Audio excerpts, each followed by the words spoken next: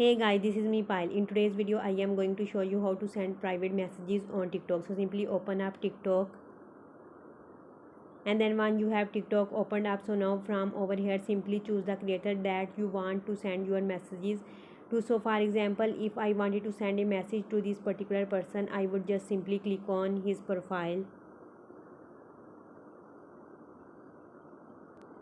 and then after that you guys can just simply click on this downward facing arrow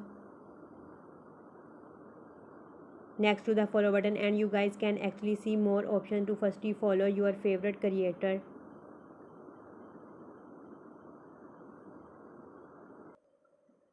and then you will see this message option come up, so click on it, and now you guys can send whatever message that you would like over to this particular creator.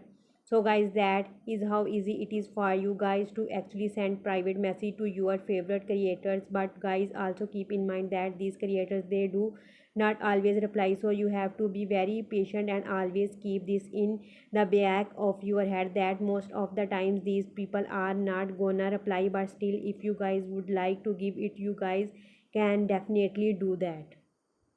So this was the process by which you can send private messages on TikTok. If you find this video helpful, please like, share and subscribe. Thanks. Have a good day.